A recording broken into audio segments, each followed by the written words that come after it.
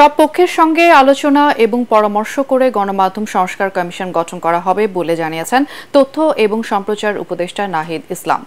তিনি বলেন, সাংবাদিকদের সঙ্গে দাসসুলভ আচরণের সুযোগ নেই। ওয়েজ বোর্ড সহ বেতনের বিষয়টি নিশ্চিত করা হবে বলেও জানান তিনি। সংবাদ মাধ্যমের সংস্কার নিয়ে সকালে জাতীয় প্রেস ক্লাবে মুক্ত আলোচনায় উপদেষ্টা এসব কথা বলেন।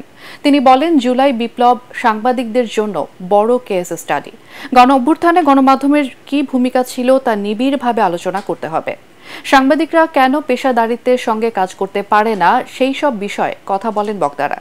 এ সময় প্রধান উপদেষ্টার প্রেস সচিব শফিকুল আলম বলেন, এখন গণমাধ্যমে হস্তক্ষেপ করতে পারবে না কেউ।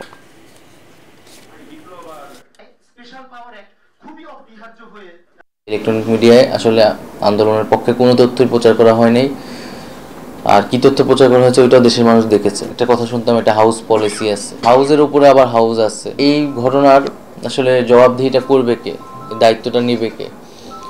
যদি বা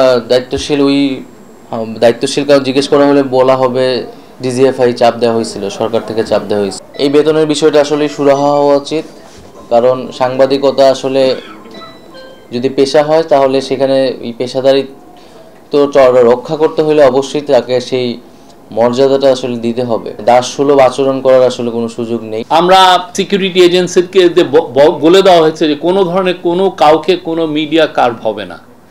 আপনারা লেখেন, ফ্রিলি লেখেন, রেসপন্সিবলি লেখেন, এবং যাতে মিডিয়া ফ্রিডমটা ইনস্টিটিউশনালাইজ হয়ে যায়। আগামী যে কয়দিন এই গভর্নমেন্ট আছে সেই সময় যেন আপনারা সেই আগের যে ফ্রিডমটা, যেটা অনেক আগে হয়তো বা পোস্ট 90-তে আমরা কিছুটা ডিসকভার করেছিলাম, সেটা যেন আবার ফিরে পাই।